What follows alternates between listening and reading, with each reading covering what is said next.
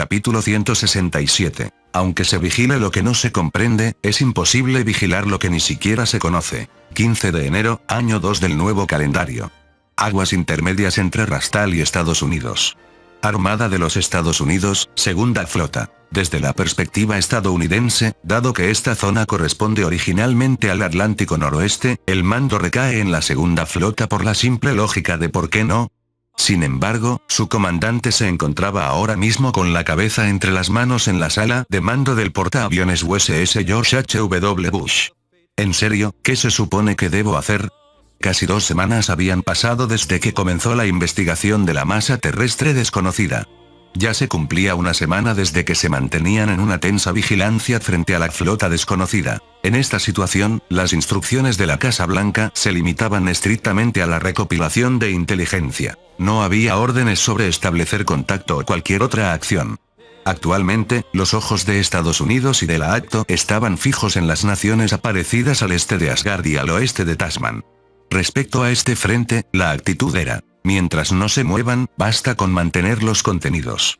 De hecho, como no ha habido daños reales y desviarse no es tan complicado, aunque la comunicación entre Rastal y Australia sufre de algunos inconvenientes, como retrasos en los fletes marítimos o un mayor consumo de combustible en las aeronaves, no existe un beneficio inmediato que justifique actuar con prisas. Por supuesto, la recopilación de señales de radio, SIGINT, y el reconocimiento por satélite continúan, y los preparativos para un contacto formal avanzan.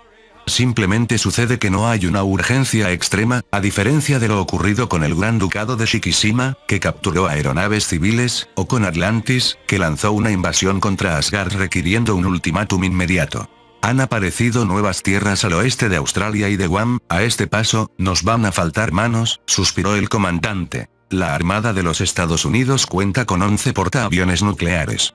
De ellos, siempre hay 2 o 3 en dique seco para mantenimiento a largo plazo, por lo que solo hay 8 o 9 operativos en el mar. Para una batalla decisiva no hay problema, pero pensando en un despliegue prolongado, con 3 en posición avanzada y el resto rotando entre base para descanso o tránsito, la capacidad está al límite. Aunque existen 10 buques de asalto anfibio que pueden operar como portaaviones ligeros, si se usan así, no pueden cumplir sus funciones de desembarco. Es solo una capacidad potencial. El costo de construcción de un portaaviones nuclear, incluyendo su ala de combate, se dispara con cada nuevo modelo, por lo que el número de unidades tiende a disminuir a largo plazo. Cabe recordar que el primer portaaviones nuclear de la Armada entró en servicio en 1961. El hecho de que se tardara hasta los años 2000 en tener una flota totalmente nuclear, a pesar de intercalar 2 buques de propulsión convencional, demuestra cuánto dinero consumen estas naves y, por ende, por cuánto tiempo deben ser utilizadas. Existen investigaciones para reducir el tamaño de los portaaviones mediante la automatización y miniaturización de las aeronaves no tripuladas. Sin embargo, eso está aún en fase de estudio y depende de una evolución de los drones que todavía está por llegar.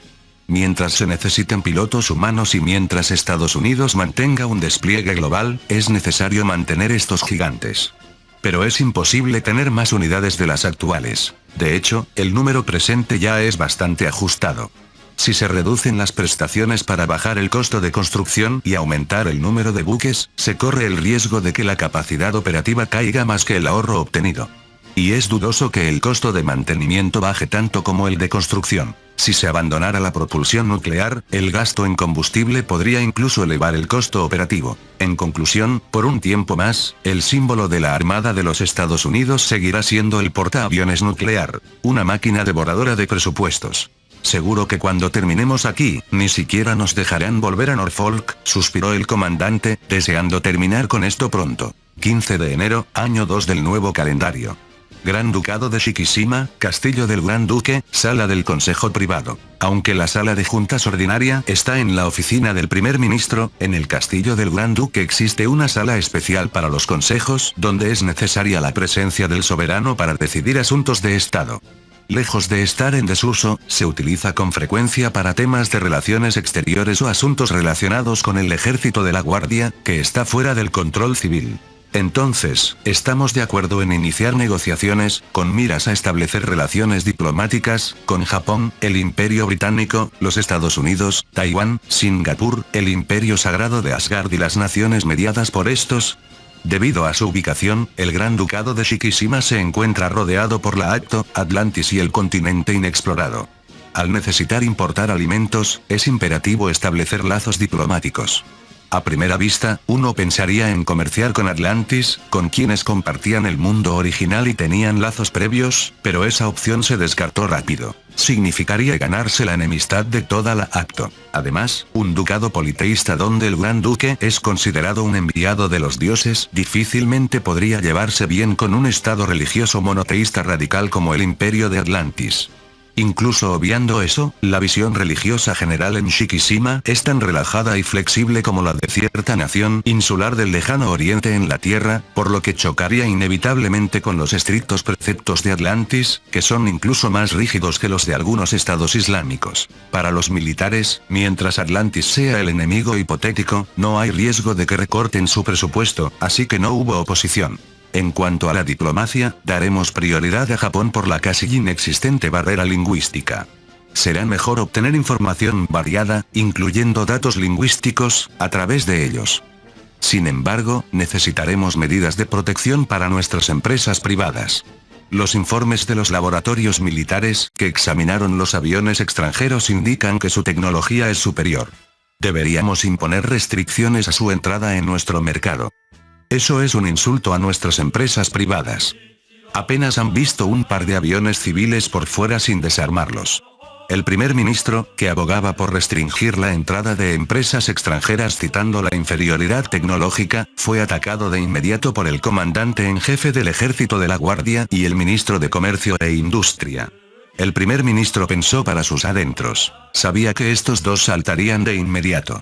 Era lo esperado. Debemos abstenernos de ejercer un control excesivo sobre el mercado privado, intervino el gran duque, que hasta entonces había observado la reunión en silencio. En este país existe un odio profundo hacia el comunismo.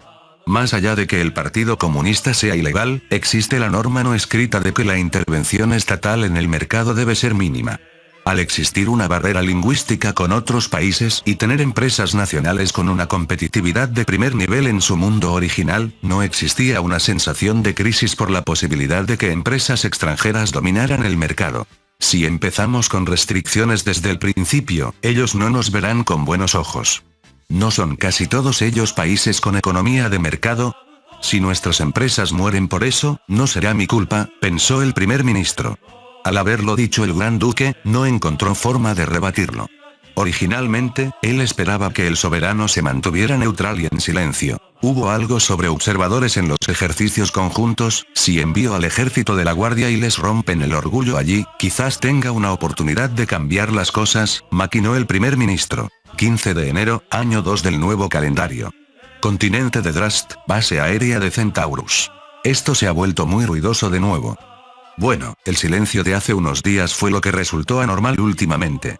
Debido a la invasión de Atlantis al territorio continental de Asgard, los modelos en desarrollo T-2B, F-1B, F-1C y el T-4 armados se trasladaron al aeropuerto internacional de Agartha junto con la mayoría del personal.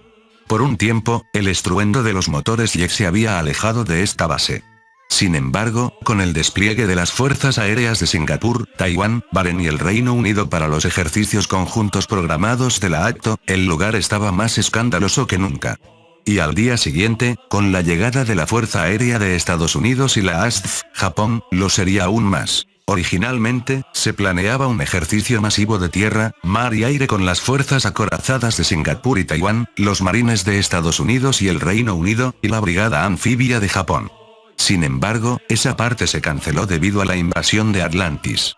De hecho, Singapur y Taiwán pudieron desplegarse en Asgard con una rapidez asombrosa porque simplemente desviaron a las tropas que ya estaban destinadas a este ejercicio. Por cierto, dicen que vendrán observadores de fuera de la ACTO. Ese nuevo país llamado Gran Duque de Shikishima, ¿no? Dicen que su idioma oficial es prácticamente japonés. Será un alivio tratar con ellos.